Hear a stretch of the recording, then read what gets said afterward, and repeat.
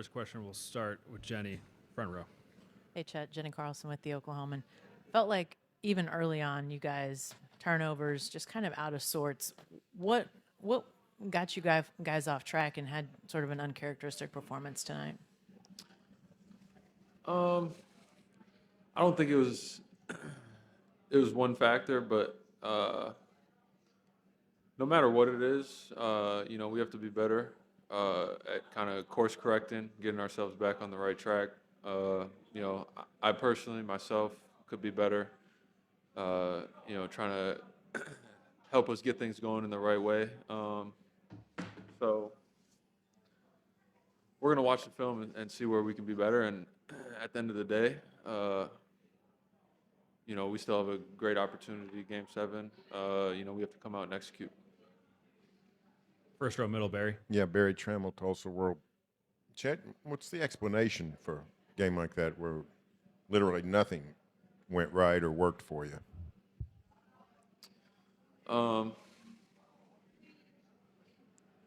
Again, I don't think it's a one-sentence answer or one-word answer. But at the end of the day, no matter there really is no explanation. There's no excuse. We have to be better. We have to execute better. From top to bottom, myself included. And I'm gonna see where I can be better, and do my best to execute in Game 7 coming up. First row here, Joe. Joe Masato, the Oklahoman. Chet, how do you guys as a team balance the disappointment of not closing it out tonight versus knowing that you do have that Game 7 to fall back on? Sorry, just trying to cut the emotion out of it. Obviously, that's frustrating. It's not fun. Nobody's happy right now. But you can't let the emotions kind of sidetrack you from what we need to do leading up to and during the game coming up. We've had wins and losses throughout the playoffs, so it's kind of similar mentality. Turn the page, don't forget what just happened, but see where you can be better, and then try and apply it going forward. Second row, middle. Justin Martinez of the Oklahoman. Chet, for a series that's had such drastic swings in momentum, just how valuable is it to have this Game 7 at home in front of the crowd?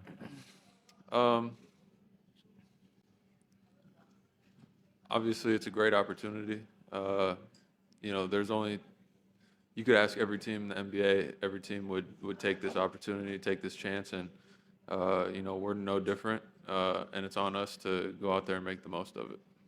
Front row, Joel. Joel Lorenzi, the Oklahoma. Chet, obviously you guys through this playoff run have had so many different, unique and new experiences. What did you sort of learn about the difficulties of closing out a finals? I'd say it's very similar to a closeout game in any series. No team's just gonna roll over and go home. It's gonna be really physical. There's not gonna be any favors from the officiating. There's, it's really, you have to make it happen. It's not gonna happen by accident. So, we have to learn the lesson from tonight and come back and be better. Thank you, Chet.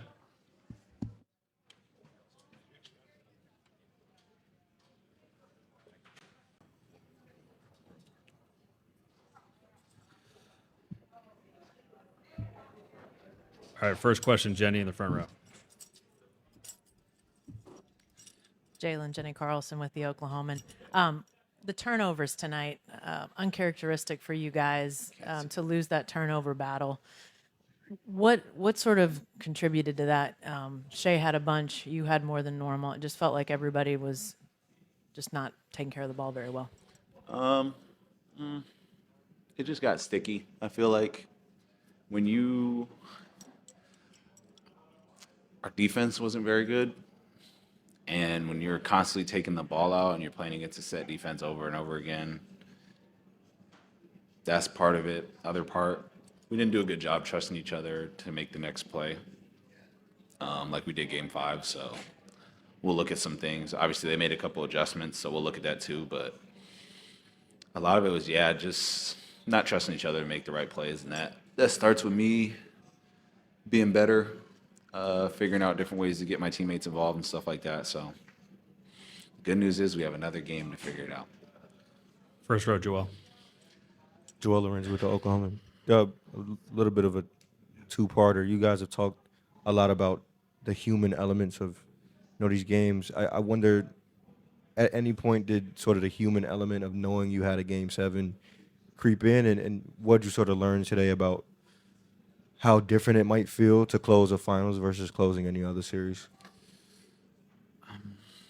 No, the human element, well, I can't speak for my whole team, but the human element didn't creep in for me until we got blown out. So I didn't start thinking about Game 7 until we walked off the floor, or really when the game was kind of out of reach. But I think we had the right mindset coming into it. I think there was different things that we didn't do in the game well that hurt us. But closing out in the finals is different from a playoff game because it's the end of the season. You know what I mean? And you play for so long that it just has more weight to it. Obviously, you want to win a championship, and you don't want it to feel like it was all for nothing. So that's been the biggest difference between closing out now as opposed to a Denver series or Minnesota. And I feel like they probably felt that way too. For them being down 3-2, knowing that your season's on the line and you're in the finals just has more weight to it. Second row on the right, Malika. J-Dub, you and I spoke a couple of days ago about the feeling of having expectations and then not meeting them that you all had, for example, last season. And now it's coming down to one game, winner take all. It's why you play. But does that thought of not having that same feeling again now start to creep in, knowing it's 0-0 again, essentially, in this series? Yeah, that feeling has never really left for me. Again, I don't want to speak for the whole team. We're all, that's the human part of, playing a sport, is everybody's going to feel some type of way. But I've definitely had that feeling the whole year. I've had that feeling in December.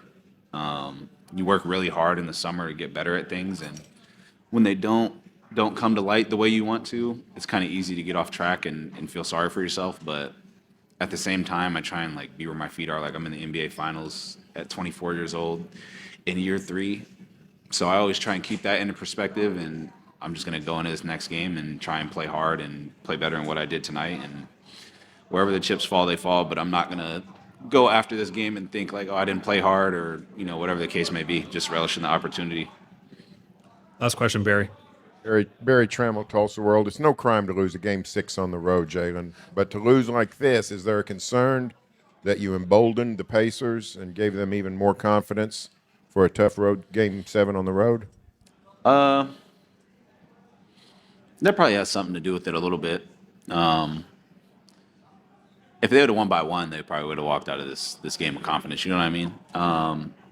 And that's what makes them a good team. That's what makes us a good team. Is we both play to our identity regardless of what's going on. So, I mean, they're going to go into Game 7 and confident, and so are we. Thank you, Jalen. That's it. Cool.